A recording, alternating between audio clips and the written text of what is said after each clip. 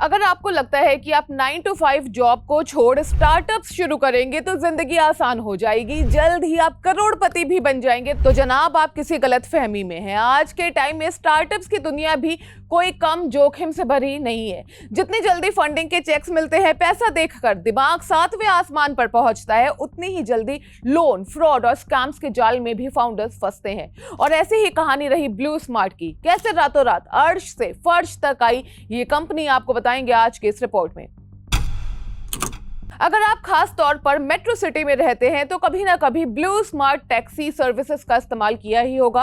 It's like ओला और उबर but electric, और charges थोड़े से ज्यादा, लेकिन कंफर्ट, ड्राइवर का बिहेवियर, राइड एक्सपीरियंस एकदम टॉप क्लास होता था।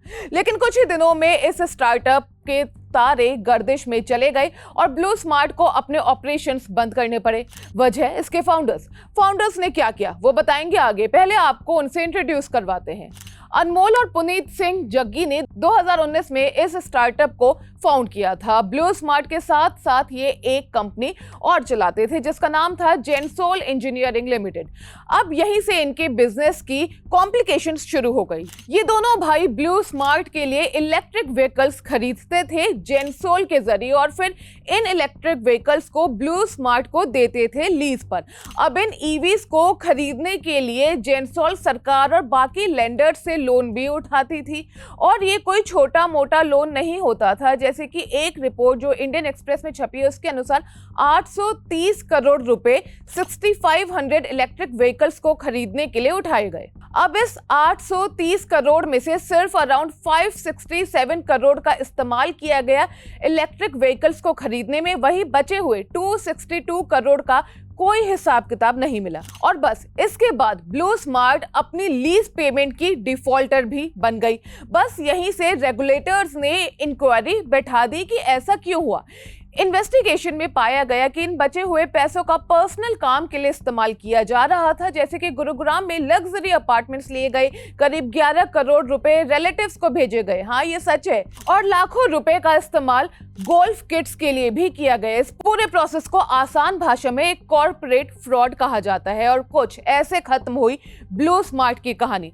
फिलहाल इस पूरे फ्रॉड पर और इस सर्विस के शटडाउन होने पर सोशल मीडिया पर होलसेल में कमेंट्स आ रहे हैं, और उन्हीं में से एक शार्क टैंक से घर घर में जाने जाने वाले अमन गुप्ता का भी एक प्रॉपर नोट है। उन्होंने लिखा, इन्वेस्टर्स ने पैसा खोया, एम्प्लॉयज ने रोजगार खोया और कस्टमर्स ने सर्विस खो दी जिससे उन्हें वाकई प्यार था। ब्लू स्मार्ट के इस कॉर्पोरेट फ्रॉड का असर स्टार्टअप्स की दुनिया में और खास तौर पर बडिंग स्टार्टअप्स पर काफी पड़ेगा। इन्वेस्टर्स अब पैसा डालने में डरेंगे।